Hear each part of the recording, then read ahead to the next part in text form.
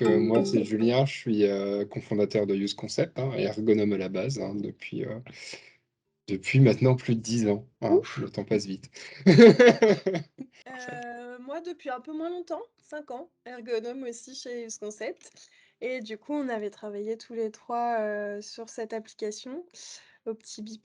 Très bien, moi c'est Frédéric, donc Frédéric Frappereau, directeur du produit chez Biospectal. Ça fait quelques années que je fais chef de produit sur différentes solutions, des produits qui étaient à la base des produits consommateurs. J'ai fait toute ma carrière donc chez HP, chez Logitech, dans les boîtes où on vend des millions de produits à des consommateurs. Et ce qui m'a motivé par Biospectal, c'est que c'est un produit consommateur à la base, mais qui est appliqué au domaine médical. Et donc, c'est une application qui permet de prendre sa mesure sur le téléphone. Et ça touche des millions de personnes et ça va être déployé dans le monde entier. Donc, c'est un challenge intéressant et c'est pour ça que j'étais très, très motivé par l'expérience Biospectal. Tu peux nous en dire un peu plus sur, l'application, la mesure qu'elle prend, quel patient elle touche ou patient ou non patient? Est-ce que c'est du tout venant? Oui, oui, bah, ça touche donc tous les gens qui ont de la pression élevée. On appelle ça l'hypertension. C'est un domaine qui globalement touche entre 20 à 30 de la population générale. Et quand on prend des gens qui sont au-dessus de 50 ans d'âge, la prévalence de l'hypertension monte à 50%. Ça touche énormément de personnes. C'est très facile de rencontrer une personne et de demander au bout de 5 minutes, on se rend compte que c'est soit une personne qui a de la pression élevée, soit une personne de sa famille. C'est quelque chose qui touche beaucoup de gens. Et ce qui se passe actuellement, c'est que donc c'est une pathologie que l'on connaît très bien. Les gens ont de la pression élevée, ça augmente le risque d'infarctus. Et du coup, c'est pour ça qu'il faut faire attention et s'assurer que la pression reste dans des domaines à bas, en dessous de 140 mm de mercure. Et les gens donc prennent des médicaments pour atteindre justement ce palier et être dans la zone target. Et ce qui se passe actuellement, c'est qu'on prend l'attention comme on la prenait il y a 105 ans avec une manchette à pression. Ça n'a pas évolué depuis 100 ans. C'est assez inconfortable, c'est assez pénible. Dès qu'on va chez le médecin, il nous demande de retrousser la chemise et puis de mettre ça autour du bras. Ça prend un petit peu de temps et c'est pas très facile. Et du coup, ce qui se passe, c'est que très peu de personnes prennent leur pression artérielle. Ils prennent leurs médicaments tous les jours, mais finalement, ils font pas trop le suivi de leur pression artérielle. Et donc, l'application OptiBP, c'est une application qui est téléchargée sur le téléphone et qui permet, avec les senseurs du téléphone, c'est-à-dire la caméra, de pouvoir prendre un film du flux sanguin dans le doigt.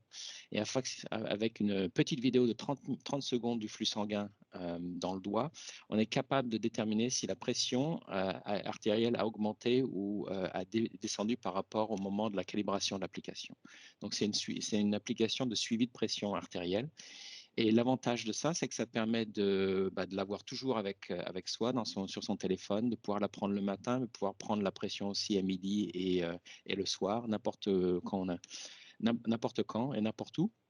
Donc, c'est un attrait important pour les gens qui veulent faire leur suivi et qui devraient faire mieux leur suivi de la pression artérielle. Et le but pour nous, c'est d'avoir beaucoup plus de données pour cet utilisateur pour qu'il puisse améliorer en fait son suivi. Ce qui se passe souvent, c'est qu'il y a deux moments clés de l'hypertension. Un, c'est une fois qu'elle est diagnostiquée par un médecin, et donc il y a une phase de prise de médicaments et trouver le médicament qui fonctionne bien. Donc ça, c'est un moment clé où la personne est généralement motivée pour prendre l'attention. Et l'application va permettre d'avoir encore plus de données qu'avec le tensiomètre pour vraiment optimiser le traitement au mieux, le plus rapidement possible. Et le deuxième moment clé, c'est sur le suivi sur le long terme. Donc, on va prendre le même médicament pendant 2, 3, 4 ans, et puis en fait, la pression après va commencer rapidement à augmenter, d'autres mécanismes arrivent, ce qui fait qu'il faut changer et adapter le traitement généralement tous les 3, 4 ans.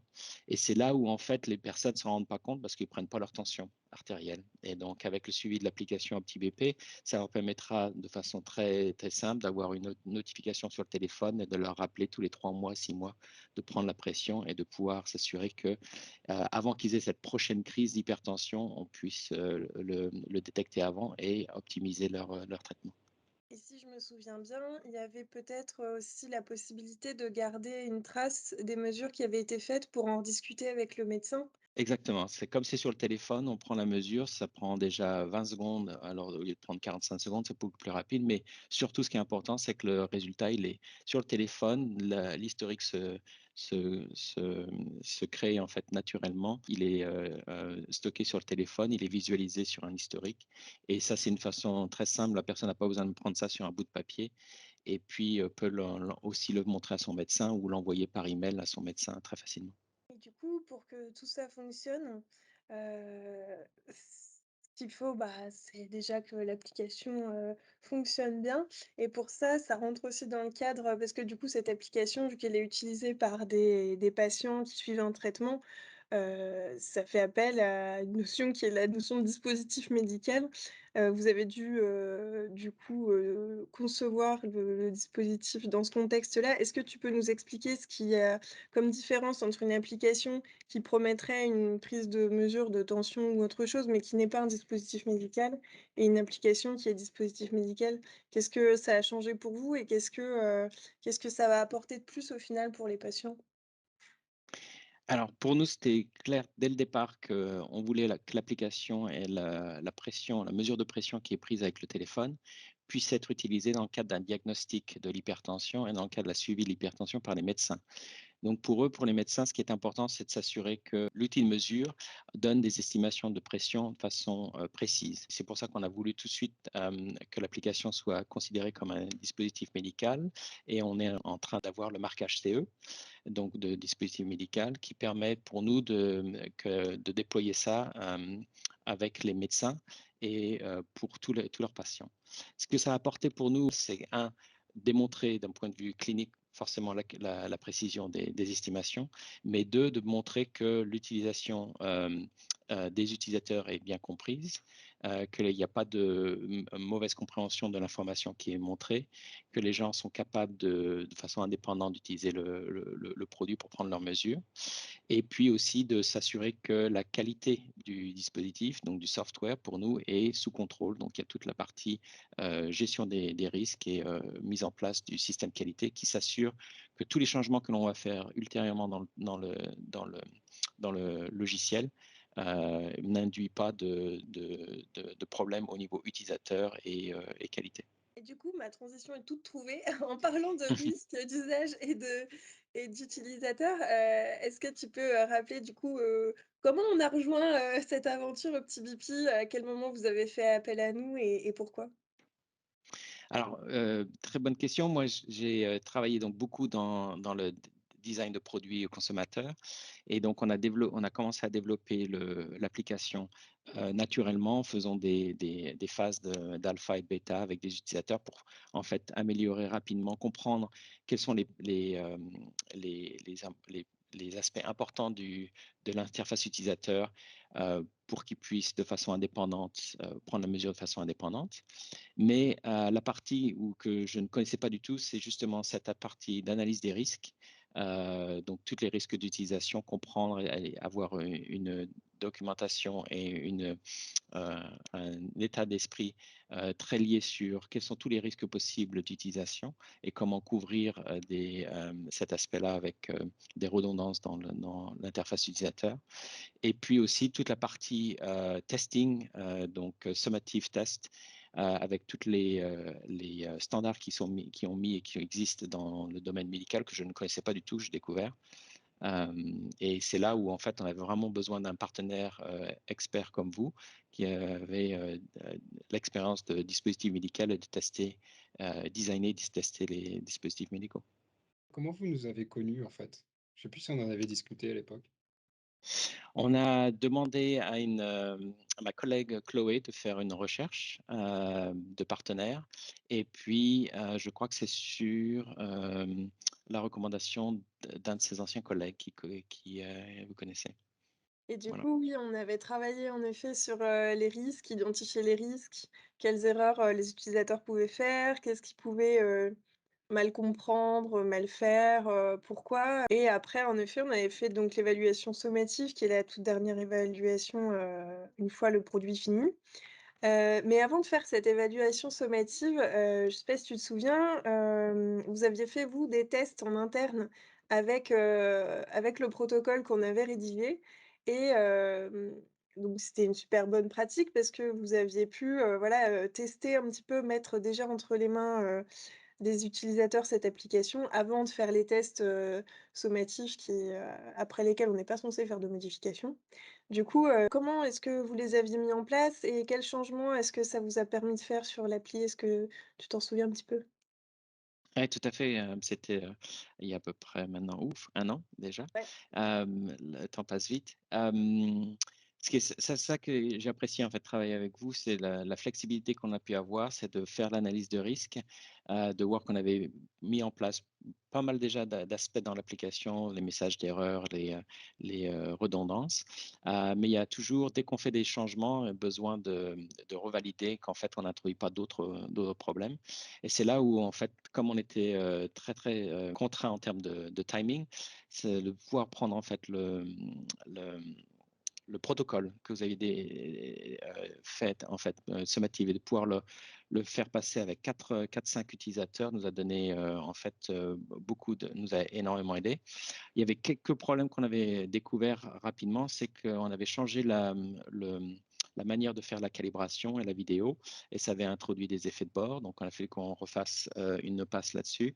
Et puis, on avait découvert aussi 2-3 aspects sur l'interface utilisateur où les gens étaient confus sur le code couleur en fait de la pression que l'on utilisait. Donc, c'est des aspects qui arrivent toujours à la dernière minute, 2-3 aspects graphiques qui ont été changés dernière minute, et le fait de pouvoir faire des tests rapidement en interne basés sur le protocole que vous avez établi nous a permis de rapidement corriger ça. Et donc suite à ça, on avait, donc repris ce même protocole pour faire, nos tests, sommatifs. Alors je dis «on», mais c'était, Achille Mmh. qui avait été faire ces tests. C'était à San Francisco, vous étiez tous les 2, il me semble et Oui. est-ce que tu peux nous faire un petit retour d'expérience sur, comment c'était, cette réalisation de test? Qu'est-ce que ça fait du coup de mettre, l'application qu'on est en train de créer dans les mains des utilisateurs, voir leur retour, en direct, Bah, déjà, c'est super, bien que vous soyez, qu'on a pu aussi changer rapidement et être très flexible au niveau de l'organisation du test, parce que pour nous, c'était important. On s'est rendu compte, au mois de décembre, c'était important de faire les tests aux États-Unis pour pouvoir, utiliser le test sommatif dans le cadre, de notre dossier FDA. Et du coup, de dernière minute, on a changé ça. Ça nous a permis en fait d'organiser, oui, de faire les tests avec Achille. Ce qui était là où ça s'est très très bien passé, c'est que comme vous avez l'expérience de faire tous les tests, en fait, tout a été très bien pris en compte dès le départ sur la partie équipement, sur la partie protocole, sur la partie discussion guide.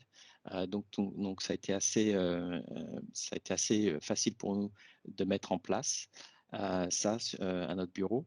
Et puis, euh, et puis c'est là où je me rends compte aussi qu'il y a toujours cette différence entre les tests utilisateurs que l'on fait dans un marché d'un consommateur et les tests utilisateurs que l'on fait pour un dispositif médical. Le truc que j'avais retenu, c'est que moi, je demande toujours aux utilisateurs de parler à haute voix quand ils découvrent l'application pour que je comprenne exactement ce qui leur va qui se passe dans l'esprit et comprendre les points de blocage. Et comme c'était une animation sommative, c'était surtout ne pas faire. Et il y a des points comme ça très techniques, très précis qu'il faut être bien au courant, sinon bah, on consomme une semaine de tests et qui ne sont pas concluants et puis qui ne peuvent pas être intégrés dans un marquage CE ou FDA. oui, en effet. C'est vrai que c'est super intéressant de leur dire de penser à voix haute et de nous dire, pour comprendre, ce qui se passe, les points de blocage ou ce qu'ils peuvent apprécier, en test formatif, on aime bien le faire aussi, mais oui, malheureusement, en test sommatif, on doit plus laisser les utilisateurs, faire comme si on n'était pas là au final, les laisser se débrouiller et voir ce qui se passe, donc pas les perturber et tout, mais c'est vrai que ça devait être frustrant un peu. Il y avait eu comme d'habitude, sur 20 personnes, il y a toujours un ou 2 cas très précis, mais le cas qui me vient à l'esprit, c'est la personne qui est arrivée avec les mains très très froides. Du coup, le flux sanguin C'est vrai. très bas dans le doigt et ça a pris du temps pour qu'ils comprennent qu'en fait que le signal, malgré les messages d'erreur que l'on mettait en disant vous devez avoir les mains froides, ils voyaient qu'il avait les mains froides, mais il se réchauffait les mains. Ça fait pas. Ça marchait toujours pas encore, donc il se demandait quoi faire et puis on ne peut pas le guider. Et donc là, on a demandé si vous étiez à la maison, qu'est-ce que vous ferez? Et il a dit, j'irai me laver les mains à l'eau chaude et puis je reprendrai. Je dis, bon, si vous voulez le faire, allez-y. Et puis ça s'est passé comme ça. Et puis quand il est revenu après cette laver les mains à l'eau chaude, le signal était de bonne qualité et c'est passé. Bah, merci en tout cas pour ce retour, positif en plus sur l'organisation, ça fait plaisir, c'est vrai qu'en plus c'est des tests particuliers, on n'a pas précisé, mais c'était oui des tests aux États-Unis pour, le marquage FDA et CE et du coup, c'est vrai que c'est une autre organisation en plus d'aller, là-bas et du coup merci pour ce retour, ça fait plaisir et alors du coup maintenant, est-ce que tu peux nous faire un petit point de où on est au petit BP Today, où est-ce que vous en êtes? Comment se passe le marquage CE et cetera? Oui, alors le marquage CE, je pense que c'est quelque chose que vous devez vivre avec d'autres clients. C'est un process qui était frustrant avant, qui est devenu extrêmement frustrant, dans le sens où les notify bodies sont submergés de travail. Et donc, pour l'instant, on est vraiment en phase d'attente, c'est-à-dire que à la vitesse où ça va, je pense que ça va prendre entre 12 et 18 mois pour avoir un retour sur le dossier technique complet qui inclut donc les tests utilisateurs, mais aussi toute la documentation technique sur le logiciel pour avoir donc le marquage CE. Alors donc pour nous, c'était une phase un petit peu longue dans le sens où on est dans une start-up et on n'a pas d'autres produits qui font de l'argent, on est pre-revenue, donc c'est toujours un petit peu frustrant. Mais au-delà de ça, ça suit son cours et puis il faut s'armer de patience et puis s'assurer que toute l'information est donnée de façon claire. Notre but, donc pour l'instant, l'avantage, c'est qu'on utilise ce temps-là pour faire des pilotes avec des clients parce que c'est une solution qui est très utile et on a beaucoup de personnes qui veulent travailler avec nous. Et donc, on en profite pour faire beaucoup de pilotes qui sont donc des pilotes avec des utilisateurs sous le régime d'une étude clinique et donc qui sont pré-régulatoires. Quand tu dis des pilotes, c'est des études, des expérimentations avec des utilisateurs? Voilà, c'est ça, OK. c'est donc des programmes où on met notre application dans les mains de 100, 200, 300 personnes pour qu'ils puissent l'utiliser et puis faire leur suivi de pression et donc collecter, non, pas spécialement donc l'expérience utilisateur et les données. euh, on ne focalise pas trop là-dessus, on se focalise plus dans ces pilotes sur comment l'information est traitée par le médecin, est-ce que c'est utile, quels sont les formats qu'ils aiment, quelles sont les alertes qu'ils aimeraient avoir par rapport au client et puis le feedback de l'utilisateur. Est-ce que dans quelle mesure ça aide par rapport à la modification de son traitement ou l'établissement de son traitement. Comment vous gérez les retours de feedback actuellement? Vous faites des entretiens, questionnaires, vous analysez des datas? Pour l'instant, c'est principalement des questionnaires. À la fin ce n'est pas géré d'ailleurs par nous, c'est géré par les partenaires directement. Ça doit faire plaisir de voir qu'il y a, autant d'attentes, que l'application arrive, donc c'est quand même bon signe. Mmh. Oui, oui.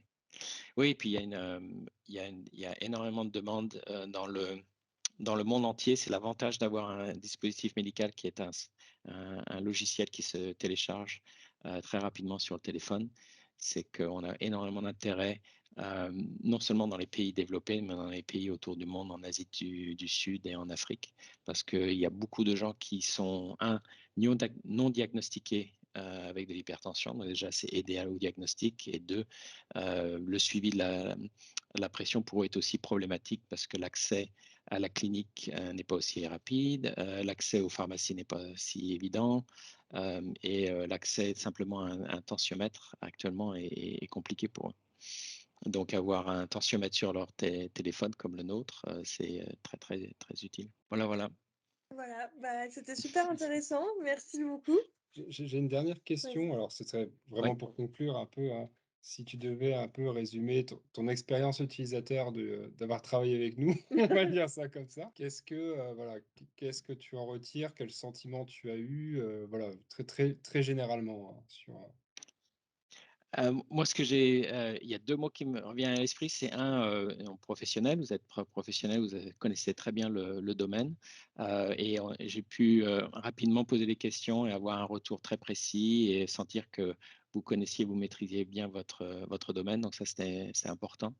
Et deuxième, flexibilité, le fait que vous avez dès le départ, je sais quand on a discuté, Julien, tu étais très, très ouvert à pouvoir travailler à n'importe quel niveau de maturité du produit. Et donc ça, c'est quelque chose qui nous a aidé énormément parce que c'est une chose de le dire, mais c'est une chose de le faire aussi. Donc on a discuté, on pensait faire le test sommatif. Au début, on voulait le faire en Europe et puis on a changé de direction en quelques semaines. Et vous nous avez supporté sur tous les aspects et donc ça c'était très très très utile pour nous. Et puis merci à toi aussi parce que ça fonctionne bien, parce que de Oui. 2 côtés, ça fonctionnait très bien aussi et on n'avait aucun problème pour échanger et mettre en place tout ça. On a toujours eu, tout en temps et en heure, tout a très bien fonctionné, donc C'est vrai que c'était un ça fait beaucoup pour une mmh, collaboration efficace quand même. oui, quand même. Oui, C'est 50-50 quand même. c'est clair, hein, c'est à chaque fois Ouais. dès qu'on travaille avec une autre compagnie, c'est toujours c'est dans les deux sens en fait, ça se passe bien. Il faut que les deux parties travaillent de façon efficace. Ouais. Puis, dernier point aussi, on n'a pas discuté, mais qui était important, c'est tout le support que vous nous avez donné lors de la documentation technique à la fin du rapport, de pouvoir aussi faire deux, trois itérations importantes pour pouvoir mettre le document au niveau de rédaction et puis de précision requis était vraiment très utile. Donc, ce que j'ai apprécié, c'est que vous avez délivré un rapport très, très bien fait dès le départ, mais vous n'êtes pas disparu et on a pu, au bout d'un mois, dire ah, est-ce que vous pourriez questionner en fait deux, trois aspects et puis revoir et retravailler ensemble. Donc, ça, c'était très utile. En tout cas, merci, Ok. un grand, grand merci. Ouais, merci beaucoup. Très bien. Non, ben, j'espère qu'on va pouvoir travailler ensemble très rapidement aussi. On a d'autres aspects du produit qui vont, je pense, arriver là, en 2023. Donc, Super. je serais très, très heureux de travailler ensemble.